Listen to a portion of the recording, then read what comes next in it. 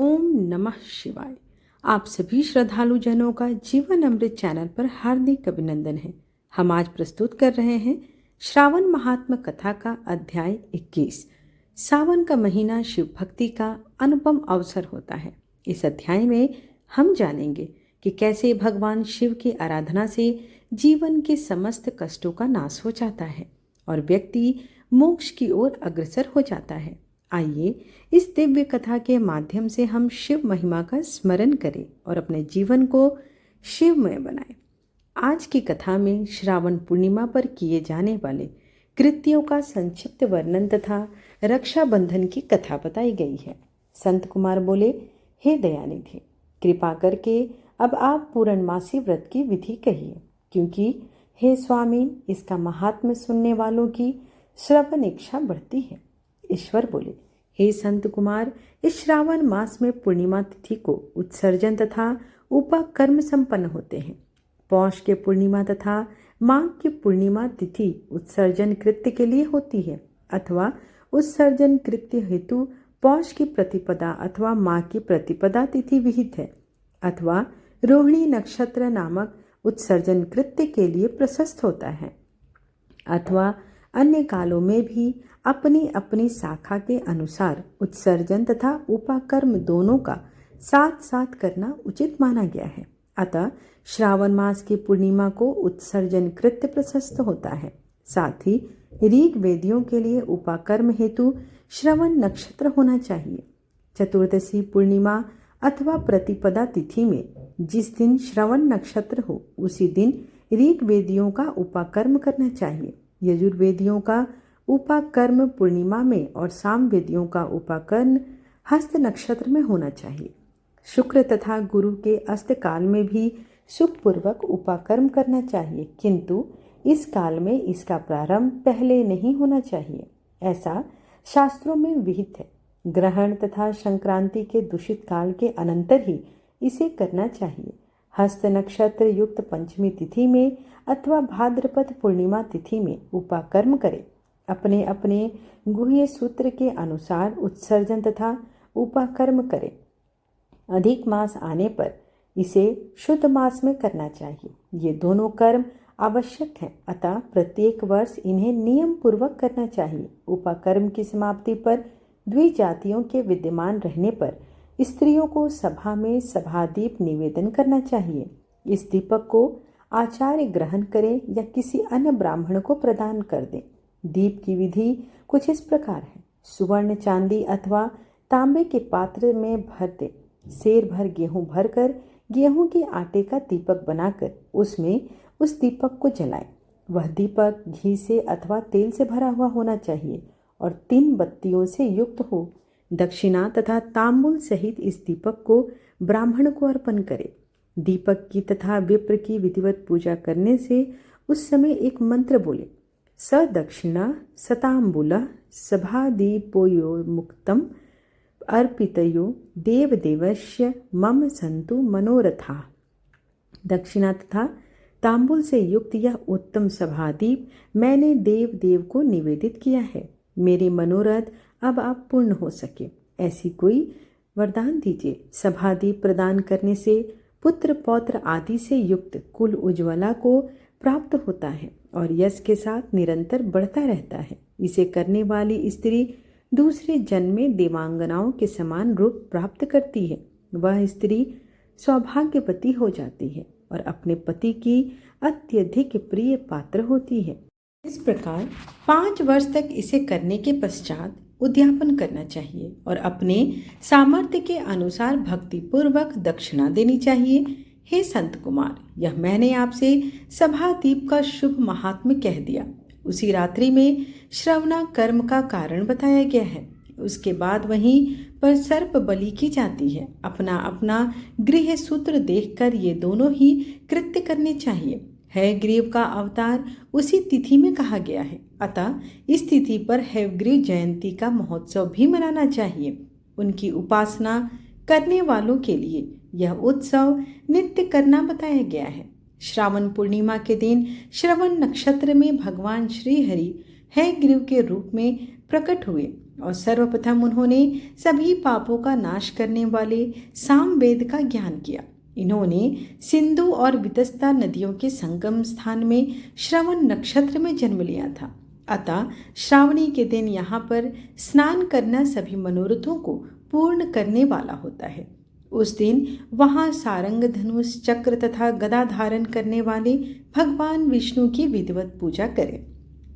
इसके बाद सामगान का श्रवण करें, ब्राह्मणों की हर प्रकार से पूजा अर्चना करे, अपने बंधु बांधवों के साथ वहाँ क्रीड़ा करे तथा भोजन करे। स्त्रियों को चाहिए कि उत्तम पति प्राप्त करने हेतु जल क्रीड़ा करे। उस दिन अपने अपने देश में तथा घर में इस महोत्सव को मनाना चाहिए तथा हैवग्रीव की पूजा करनी चाहिए और उनके मंत्र का जप करना चाहिए। हैवग्रीव का मंत्र कुछ इस प्रकार है: आदि में प्रणव तथा उसके बाद नमः शब्द लगाकर, बाद में भगवते धर्माय जोड़कर, उसके भी बाद आत्मविशोधन शब्द की चतुर्थी विभक्ति आत्मविशोधनाय लगानी चाहिए। पुनः अंत में नमः शब्द प्रयुक्त करने से 18 अक्षरों वाला ओम नमो भगवते धर्माय आत्मविशोधनाय नमः मंत्र बनता है। यह मंत्र सभी सिद्धियों को प्रदान करने वाला है और 6 प्रयोगों को सिद्ध करने वाला माना गया है। इस मंत्र का पूर्व चरण करना 18 लाख अथवा 18,000 जप का है। कलयुग में इसका पुरस्चरण इससे भी 4 गुना जप से होगा। इस प्रकार करने पर हैवग्रीव प्रसन्न होकर उत्तम वांछित फल प्रदान करते हैं। इसी पूर्णिमा के दिन रक्षाबंधन भी मनाया जाता है, जो सभी रोगों को दूर करने वाला तथा सभी अशुभों का नाश करने वाला है। हे मुनि श्रेष्ठ, इसी प्रसंग में एक प्राचीन इतिहास सुनिए। इंद्र की विजय प्राप्ति के लिए इंद्राणी ने जो किया था उसे मैं आपसे कह रहा हूँ। पूर्व काल में 12 वर्षों तक देवासुर संग्राम होता रहा। तभी इंद्र को थका हुआ देखकर देवी इंद्राणी ने उन सुरेंद्र से कहा, हे देव, आज चतुर्दशी का दिन है। प्रातः होने पर सब ठीक हो जाएगा। मैं रक्षाबंधन अनुष्ठान करूंगी, उससे आप अजय हो जाएंगे। और तब ऐसा कहकर इंद्राणी ने पूर्णमासी के दिन मंगल कार्य संपन्न करके इंद्र के दाहिने हाथ में आनंददायक रक्षा बांधी। उसके बाद ब्राह्मणों के द्वारा सस्वतन किए गए तथा रक्षाबंधन से युक्त इंद्र ने दानव सेना पर आक्रमण किया और क्षण भर में उसे जीत लिया। इस प्रकार विजयी होकर इंद्र तीनों लोकों में पुनः प्रतापवान हो गए। हे मुनीश्वर, मैंने आपसे रक्षाबंधन के इस प्रभाव का वर्णन कर दिया, जो कि विजय प्रदान करने वाला, सुख देने वाला और पुत्र, आरोग्य तथा धन प्रदान करने वाला है। संत कुमार बोले, हे देव श्रेष्ठ, यह रक्षाबंधन किस विधि से, किस तिथि में तथा कब किया जाता है? हे देव, कृपा करके इसे बताएं। हे भगवान, जैसे जैसे आप अद्भुत बातें बताते जा रहे हैं, वैसे वैसे अनेक अर्थों से युक्त कथाओं को सुनते ही मेरी तृप्ति ही नहीं हो रही। ईश्वर बोले, बुद्धिमान मनुष्य को चाहिए कि श्रावण का महीना आने पर पूर्णिमा तिथि को सूर्योदय के समय श्रुति स्मृति के विधान से स्नान करें। इसके बाद संध्या जप आदि करके देवताओं, ऋषियों तथा पितरों का तर्पण करने के बाद स्वर्णमय पात्र में बनाई गई सुवर्ण सूत्रों से बंधी हुई, मुक्ता आदि से विभूषित, विचित्र तथा स्वच्छ रेशमी तंतुओं से निर्मित, विचित्र ग्रंथियों से सुशोभित, पदगुच्छों से अलंकृत और ससर्प से तथा अक्षतों से गर्भित एक अत्यंत मनोहर रक्षा अथवा राखी बनाएं। इसके बाद कलश स्थापना करके उसके ऊपर पूर्ण पात्र रखें और पुनः उस पर रक्षा को स्थापित कर दें। उसके बाद रम्य आसन पर बैठकर सुहृदजनों के साथ वारंगनाओं के नृत्य, गान आदि तथा क्रीड़ा मंगल कृत्य में संलग्न रहे। इसके बाद यह मंत्र पढ़कर पुरोहित को रक्षाबंधन करें। येन बद्धो बलिराजा दानवेंद्रो महाबला, तेन त्वाम मनु बद्धनामी रक्षे माचल माचला। जिस बंधन से महान बल से संपन्न दानवों के पति राजा बलि बांधे गए थे, उसी से मैं आपको बांधता हूँ। हे रक्षे, चलायमान मत हो। ब्राह्मणों, क्षत्रियों, वैश्यों, शूद्रों तथा अन्य मनुष्यों को चाहिए कि यत्नपूर्वक ब्राह्मणों की पूजा करके रक्षाबंधन करें। जो इस विधि से रक्षाबंधन करता है वह सभी दोषों से रहित होकर वर्ष पर्यंत सुखी रहता है। विधान को जानने वाला जो मनुष्य शुद्ध श्रावण मास में इस रक्षाबंधन अनुष्ठान को करता है वह पुत्रों पौत्रों तथा सुहृजन के सहित एक वर्ष भर अत्यंत सुख से रहता है। उत्तम व्रत करने वालों को चाहिए कि भद्रा में रक्षाबंधन न करें, क्योंकि भद्रा में बांधी गई रक्षा विपरीत फल देने वाली होती है। इस प्रकार श्री स्कंद पुराण के अंतर्गत ईश्वर संत कुमार संवाद में श्रावण मास महात्म कथा का उपाकर्मोत्सर्जन, श्रवणा कर्म, सर्प बलि समाधि, हयग्रीव जयंती, रक्षाबंधन विधि नामक 21वां अध्याय यहीं पर संपूर्ण हुआ। श्रावण महात्म्य कथा के इस पवित्र अध्याय को सुनने के लिए आप सभी श्रोतागणों का बहुत बहुत धन्यवाद। जैसे जैसे सावन की कथा आगे बढ़ती है वैसे वैसे शिव कृपा की वर्षा भी हमारे जीवन में होती रहती है। अगर आपको यह कथा ज्ञानवर्धक और श्रद्धापूर्वक लगी हो तो कृपया जीवन अमृत चैनल को सब्सक्राइब करें, वीडियो को अवश्य लाइक और शेयर करना न भूलें। हर हर महादेव। फिर मिलेंगे अगले अध्याय में शिव कथा के एक नए आयाम के साथ। आइए। जय शिव ओंकारा, ओम जय शिव ओंकारा, ब्रह्मा विष्णु सदा शिव अर्धांगी धारा। ओम जय शिव ओंकारा, एकानन चतुरानन पंचानन राजे, हंसासन गरुड़ासन वृषवाहन साजे।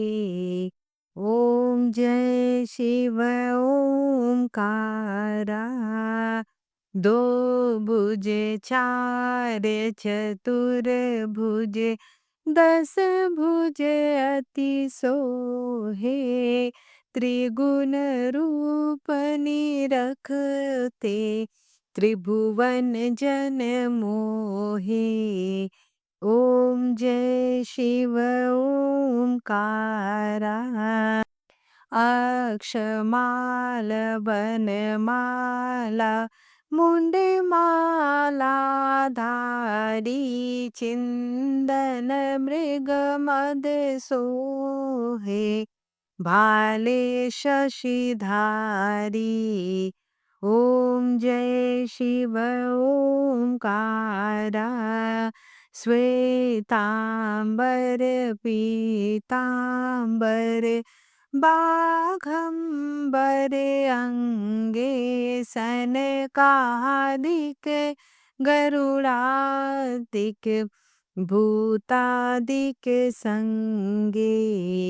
ओम जय शिव ओंकारा, कर के मध्य कमंडलु, चक्र त्रिशूल धारी, सुखकारी दुखकारी, जग पालनकारी।